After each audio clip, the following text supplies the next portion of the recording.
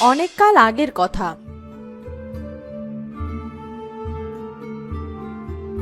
আরব নগরীর বাদশাহ ছিলেন শাহ আলম বাদশাহ। তিনি ছিলেন সৎ আর ন্যায়পরায়ণ রাজা।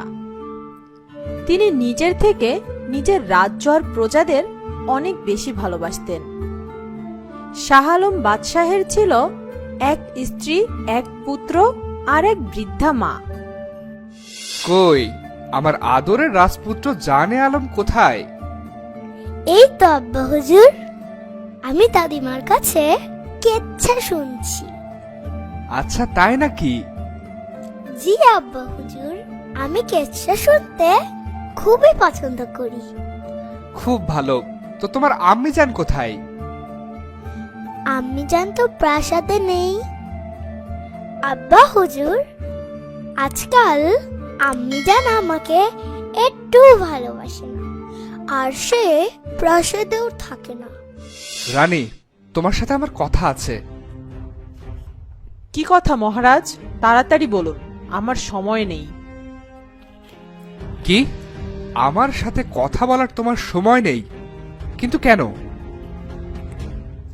আমি কারো দাসী নয় যে সব সময় সবার কথা আমাকে শুনতে হবে। আম্মি জান, আজ আমি আপনার কাছে ঘুমাবো আর আপনার কাছে কেচ্ছা শুনবো। না না, তোকে আমি আমার কাছে রাখতে পারবো না, আর কেচ্ছাও শোনাতে পারবো না। একদম আমার কাছে আসবি না। জানে আলম কাঁদতে কাঁদতে চলে গেল। নিজের ছেলের সাথে এরকম ব্যবহার করলে কেন? আপনি আমাকে একদম উপদেশ দিতে আসবেন না। আমি জানি আমার কোনটা করা উচিত। এরকম প্রায়ই বাদশা তার বেগমের সাথে ঝগড়া করত, আর রাজকুমার সেটা দেখে অনেক কষ্ট পেত, আর তার আম্মিজানকে সে ঘৃণা করতে শুরু করলো। দাদি আম্মা, আম্মি জান কেন সব সময় আব্বা হুজুরের সাথে ঝগড়া করে? তুমি মন খারাপ করো না, এদিকে আসো, তোমাকে কেচ্ছা শোনাবো আমি। ঠিক আছে দাদিমা। শোনো মন্ত্রী, আজ রাতেই বাদশাকে শেষ করে দিতে হবে। ঠিক আছে রানীমা, তবে আমার এনামটা আমাকে যথাসময় দিতে হবে কিন্তু। অবশ্যই, তবে আগে বাদশাকে শেষ করতে হবে। ওদিকে বাদশাহ শাহ আলম তার নিজের কক্ষে আয়েশ করছিলেন, আর রানী বাদশাহের কক্ষে ঢুকে তাকে হত্যা করে। আর ছোট রাজকুমার নিজের মায়ের হাতে নিজের আব্বাকে খুন হতে দেখে সে রাগে দুঃখে তার মাকে তলোয়ার দিয়ে হত্যা করে। আর সেদিন থেকে জানে আলম সব নারী জাতিকে ঘৃণা করতে থাকে, আর তার বড় হওয়ার সাথে সাথেই এই ঘৃণা নৃশংসতায় পরিণত হতে থাকে।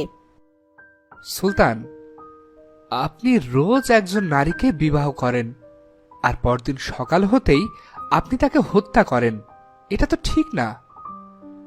উজিরে আজম, আপনি আমার বাবার খাস মানুষ ছিলেন, তাই আমি আপনাকে অনেক সম্মান করি। তবে আমি চাই না আপনি আমার কাজে বাধা দিন, তাহলে আমি ভুলে যাব যে আপনি আমার বয়োজ্যেষ্ঠ। সেনাপতি, আজ রাজ্যের সব থেকে সুন্দরী মেয়েকে ধরে আনো। আমি তাকে বিবাহ করব, আর পরদিন তার চিৎকার আর আকুতি শুনে তৃপ্তি পাব। পরদিন উজির তার নিজের মহলে বিশ্রাম নিচ্ছিলেন। হঠাৎ এক প্রজা আসে তার কাছে। উজিরে আজম, সুলতানের প্রহরী আমার মেয়েকে তুলে নিয়ে গেছে। তিল তিল করে বুকের রক্ত দিয়ে আমি আমার মেয়েকে বড় করেছিলাম, আর আজ আমার চোখের সামনে আমার মেয়েকে লাশ হয়ে ফিরতে হলো। আপনি দয়া করে আমাদের রাজ্যের সব মেয়েকে বাঁচান। আমি দুঃখিত, আমাকে মাফ করে দাও। সুলতান আমার কোনো কথাই শোনে না। আমি কি করতে পারি বলো? কিন্তু উজির সাহেব, তাহলে কি আমরা আমাদের সব মেয়েদেরকে চোখের সামনে লাশ হতে দেখব? আমি নিরুপায়, আমাকে তোমরা ক্ষমা করে দাও। প্রজারা ব্যর্থ হয়ে এক বুক কষ্ট নিয়ে চলে গেল। পিতা, আমি জানে আলম বাদশাকে বিবাহ করতে চাই। এ কি বলছিস তুই মা? আমি সব জেনে বুঝেই বলছি পিতা। না মা, এটা কিছুতেই হতে পারে না। আমি বেঁচে থাকতে নিজের মেয়েকে মৃত্যুর মুখে ঠেলে দিতে পারি না মা। কিন্তু কিন্তু বাবা, রোজ এক একটা মেয়ের জীবন অকালে ঝরে যাচ্ছে, এটা তো মেনে নেওয়া যায় না। তাই আমি তাদের জন্য নিজের জীবন কুরবানি করতে চাই। কিন্তু মা, তুই কি করবি? পিতা, আমাকে একটা শেষ চেষ্টা করতেই হবে। এটা হতে পারে না মা। পিতা, আপনি এই রাজ্যের উজিরে আজম। আপনারও এই রাজ্য আর রাজ্যের মানুষের উপর দায়িত্ব আছে। আর আপনি আজ আপনার দেশের মানুষের জন্য হলেও কুরবানি করুন পিতা।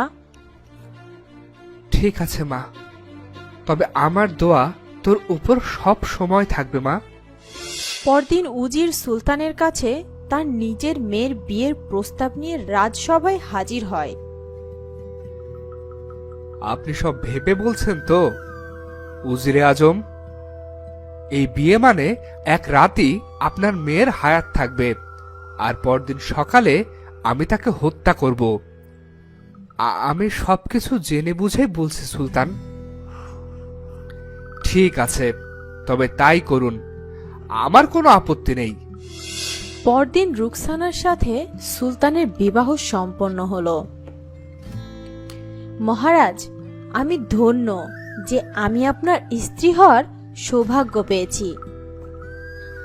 নির্বোধ মেয়ে মানুষ, মাত্র একটা রাতই বেঁচে আছো তুমি, আর বলছো তুমি সৌভাগ্যবতী।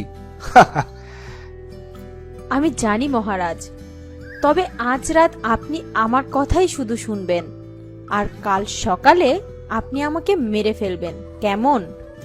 ঠিক আছে, তোমার কথাই থাকবে। বলো, তুমি কি বলতে চাও?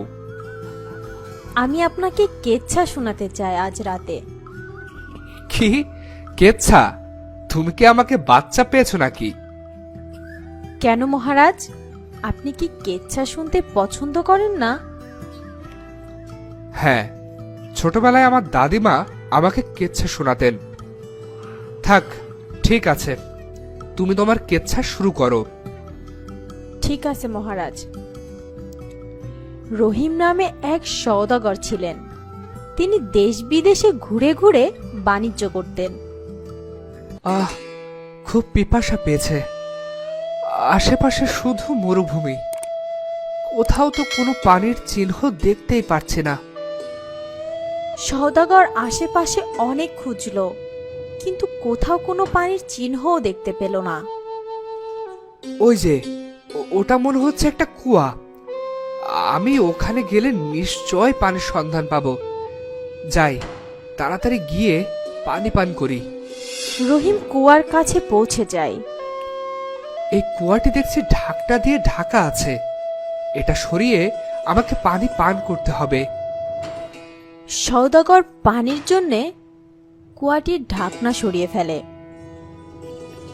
এ কি, এই কুয়া থেকে ধোঁয়া বের হচ্ছে কেন? আর একটু পর সেই কুয়া থেকে বিশাল আকৃতির এক দৈত্য বেরিয়ে আসে। তোর এত বড় সাহস, তুই আমার ঘুম ভেঙেছিস। তোকে আমি মেরেই ফেলবো। আমাকে ক্ষমা করে দাও, আমি না বুঝে বড় অন্যায় করে ফেলেছি। দয়া করে আমাকে ক্ষমা করে দাও। না, তোর কোনো ক্ষমা নেই। তুই নিজের মৃত্যুর জন্য প্রস্তুত হ। রুকসানা, থামলে কেন? বলো বলো, এরপর কি হলো? মহারাজ, ভোর হয়ে গেছে, আমার আর সময় নেই। এখনই তো আপনি আমাকে মেরে ফেলবেন।